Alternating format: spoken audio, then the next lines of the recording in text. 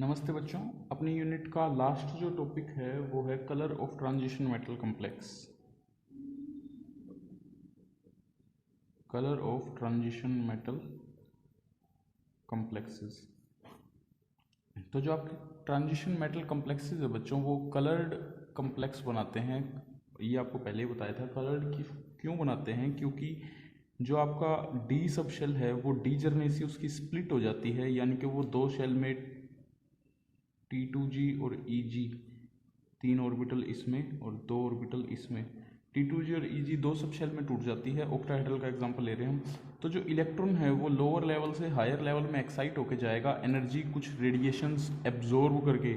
और जो कलर होता है इनका ट्रांजिशन मेटल कॉम्प्लेक्सेस का, वो कलर किस वजह से होता है? क्योंकि कुछ रेडिएशन, कुछ लाइट तो आपका जो कॉम्प्लेक्स है वो एब्जॉर्ब कर लेता है, और जो कुछ लाइट है आपकी वो ट्रांसमिट या रिफ्लेक्ट कर देता है। तो जो ट्रांसमिटेड लाइट है वो आपकी कलर दिखाई देती है। जो आपका बच्चों E है, एनर्जी, वो किससे दी गई है? E is equal to h nu. और मोलर एब्जॉर्प्शन के केस में E is equal to N naught h nu. N naught is Avogadro number molar absorption के केस में। तो ये हो जाएगा आपका एन नोट एच न्यू। क्या होता है आपका? C upon lambda. Lambda is the wavelength, new is the frequency of light. अब एक एग्जांपल लिया बच्चों बुक में, टाइटेनियम हेक्सा एक्वा 3 पॉजिटिव। इसका जब मोलर एब्जॉर्प्शन देखा बच्चों, तो जो एब्जॉर्प्शन है वो आया अराउंड 5000 एंगस्ट्रॉम वेवलेंथ के पास। इस 5000 एंगस्ट्रॉम वेवलेंथ के पास जब इसका एब्जॉर्प्शन आया तो एनर्जी E, एनर्जी निकाली। एनर्जी में हमने एन नोट की वैल्यू रख दी, एवोगैड्रो नंबर की, H प्लैंक्स कांस्टेंट की वैल्यू रख दी, C वेलोसिटी ऑफ लाइट की वैल्यू रख दी, और लैम्डा की वैल्यू रख दी। तो ये सारी वैल्यू रखने के बाद, कैलकुलेशन करने के बाद जो एनर्जी आई वो आई 239 किलो जूल पर मोल। यानी कि ये आपकी क्या आ गई बच्चों? ये आपका वो एनर्जी डिफरेंस आ गया जिस एनर्जी डिफरेंस की रेडिएशन एब्जॉर्ब हुई है, यानी कि T2G और EG के बीच का एनर्जी डिफरेंस आ गया। और T2G और EG के बीच का एनर्जी डिफरेंस जो होता है, इसको हम क्या बोलते हैं? Crystal field splitting energy.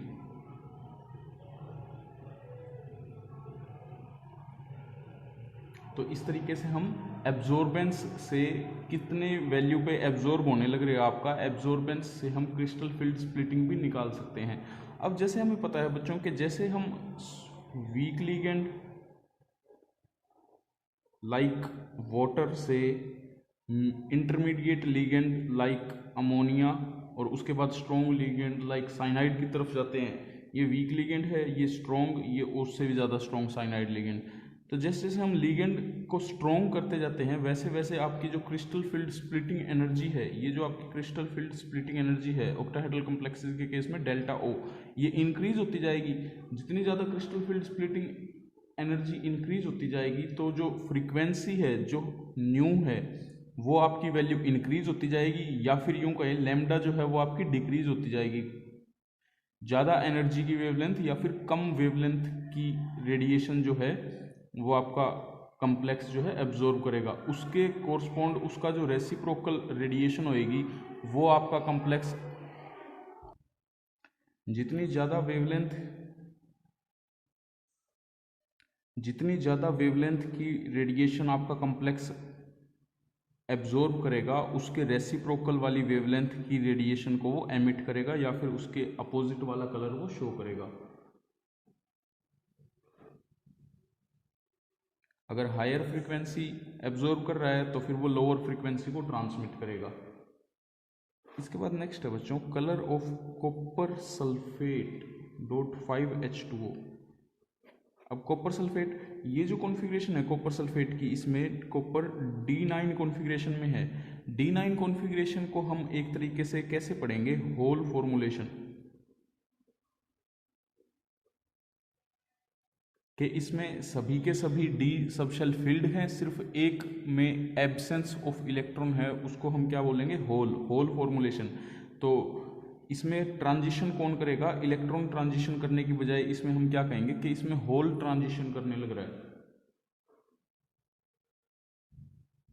अगर बच्चों हम बात करें अनहाइड्रस कॉपर सल्फेट की, जिसमें वाटर मॉलिक्यूल नहीं है, तो वो आपका कैसा रहेगा? कलरलेस। अनहाइड्रस कलरलेस क्यों है? क्योंकि इसमें वाटर मॉलिक्यूल ना होने की वजह से जो कॉपर के डी ऑर्बिटल्स की स्प्लिटिंग होनी थी, क्रिस्टल फील्ड स्प्लिटिंग होनी थी, वो कॉपर के डी ऑर्बिटल्स की स्प्लिटिंग नहीं हुई। स्प्लिटिंग ना होने से अब डी ट्रांजिशन नहीं हो सकती, और डी ट्रांजिशन अगर नहीं हो सकेगी, कोई इलेक्ट्रॉन कोई रेडिएशन एब्जॉर्ब भी नहीं करेंगे, तो फिर आपका जो कलर है वो कलरलेस होएगा, आपका जो कंपाउंड है वो। इसके बाद अगर हम इसको हाइड्रेटेड करते हैं, तो हाइड्रेटेड में तो ये आपका कलर शो करेगा। लेकिन दूसरी बात हम देखें, अगर हम क्यूप्रस सल्फेट लें, अगर हम क्यूप्रस सल्फेट लें, तो इसमें कॉपर पे क्या चार्ज है बच्चों? 1+। यहाँ कॉपर पे क्या चार्ज है? 2+। तो 1+ में कॉपर की कॉन्फ़िगरेशन क्या होगी? 1+ में कॉपर की कॉन्फ़िगरेशन क्या होगी? 3d10 4s0। अब चूंकि इसमें 3d10 डी में 10 इलेक्ट्रॉन हैं, इसका मतलब चाहे ये आपका हाइड्रेटेड हो चाहे नॉन हाइड्रेटेड हो, जब डी में इसके 10 इलेक्ट्रॉन हैं, 1 2 3 4 5 6 7 8 9 10 इलेक्ट्रॉन है। तो अब देखो, नीचे वाले सब शेल भी फील्ड है, ऊपर वाले ईजी ऑर्बिटल हैं वो भी फील्ड है, तो इलेक्ट्रॉन जो है वो ट्रांजिशन कर ही नहीं सकता। ऐसे केसेस में जहां डी ट्रांजिशन ना हो सकती हो, फॉर एग्जांपल D0 कॉन्फ़िगरेशन हो या D10 कॉन्फ़िगरेशन हो, उन कॉन्फ़िगरेशन में जिनमें डी ट्रांजिशन पॉसिबल नहीं है, वहां पर आपका जो कम्प्लेक्स है वो कैसा होगा बच्चों? कलरलेस कम्प्लेक्स होगा। इसके बाद नेक्स्ट है बच्चों limitation of crystal field theory.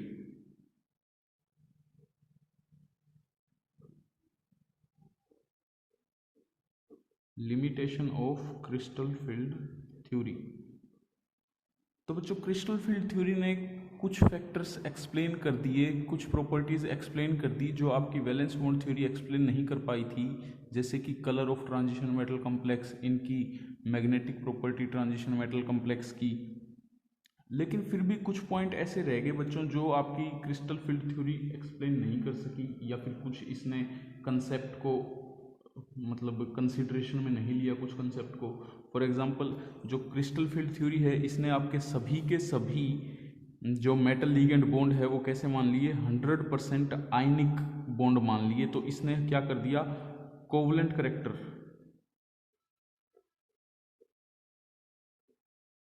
Partial covalent character या फिर कोवलेंट करेक्टर को इसने बिल्कुल भी कंसीडर नहीं किया ट्रांजिशन मेटल कॉम्प्लेक्स में। दूसरा, इसने पाई बॉन्डिंग के बारे में कुछ नहीं बताया, क्योंकि हमें पता है कि कुछ लिगेंड जो हैं वो मेटल के साथ पाई बॉन्डिंग बनाते हैं, तो इसने पाई बॉन्डिंग के बारे में भी कुछ नहीं बताया। तीसरा, जो स्पेक्ट्रोकेमिकल सीरीज है बच्चों, वो प्योरली एक्सपेरिमेंटली डिटरमाइंड सीरीज है। क्रिस्टल फील्ड थ्योरी ये चीज़ नहीं बताती कि जो आपका न्यूट्रल वाटर मॉलिक्यूल है वो स्ट्रोंगर लिगेंड कैसे है नेगेटिवली चार्ज्ड हाइड्रोक्सिल लिगेंड से। स्पेक्ट्रोकेमिकल सीरीज में ये तो बता दिया कि वाटर जो है वो स्ट्रोंगर लिगेंड है हाइड्रोक्सिल आयन से, लेकिन ये नहीं बताया कि ये न्यूट्रल होके भी क्यों स्ट्रोंगर है हाइड्रोक्सिल आयन से। क्रिस्टल फील्ड थ्योरी ने इसके बारे में भी कुछ नहीं बताया। इसके बाद चार्ज ट्रांसफर बैंड के बारे में इसने कुछ नहीं बताया। डी ट्रांजिशन के बारे में तो बता दिया, लेकिन जो मेटल से लिगेंड या लिगेंड से मेटल चार्ज ट्रांसफर होता है उन स्पेक्ट्रा को इसने एक्सप्लेन नहीं किया। दूसरा, डी ऑर्बिटल की स्प्लिटिंग के बारे में तो इसने बता दिया, भाई डी ऑर्बिटल में ऐसे ऐसे स्प्लिटिंग होती है, लेकिन पी ऑर्बिटल में उसमें भी पी एक्स, पी वाई और पी जेड 3 आपके ऑर्बिटल्स होते हैं, तो उसने पी ऑर्बिटल की स्प्लिटिंग के बारे में कुछ नहीं बताया। इसके बाद नेक्स्ट है बच्चों आपका comparison of valence bond theory and crystal field theory. तो कंपैरिजन में बच्चों आपने अब क्रिस्टल फील्ड थ्योरी भी पढ़ ली है, वैलेंस बॉन्ड थ्योरी भी पढ़ ली है, तो कंपैरिजन आप खुद भी कर सकते हैं। वैसे इसमें मेन क्या कंपैरिजन है कि क्रिस्टल फील्ड थ्योरी ने तो 100% आयनिक माना है बॉन्ड को, मेटल लिगेंड बॉन्ड को, और जो आपकी वैलेंस बॉन्ड थ्योरी है उसने इनको 100% कोवलेंट माना है। क्रिस्टल फील्ड थ्योरी ने डी ऑर्बिटल की स्प्लिटिंग बताई है कि डी ऑर्बिटल ऐसे ऐसे स्प्लिट हो जाएंगे, डी जर्ने से स्प्लिट हो जाएगी डी ऑर्बिटल की। वैलेंस बॉन्ड थ्योरी ने स्प्लिटिंग के बारे में कुछ नहीं बताया। क्रिस्टल फील्ड थ्योरी ने हाइब्रिडाइजेशन को कंसीडर नहीं किया कि कैसे क्या हाइब्रिडाइजेशन होती है, जबकि वैलेंस बॉन्ड थ्योरी ने आपकी हाइब्रिडाइजेशन को कंसीडर किया था। उसके बाद मैग्नेटिक प्रॉपर्टी, जो क्रिस्टल फील्ड थ्योरी है वो आपकी मैग्नेटिक प्रॉपर्टी एक्सप्लेन कर पा रही है, जबकि valence bond theory magnetic property explain नहीं करती। कलर को भी क्रिस्टल फील्ड थ्योरी ने एक्सप्लेन किया है, मैग्नेटिक प्रॉपर्टी ने एक्सप्लेन नहीं किया। तो इस तरह से बच्चों कुछ पॉइंट्स हैं, ये आप खुद पढ़ लेना और ना समझ में आए तो बच्चों पूछ लेना। ठीक है बच्चों।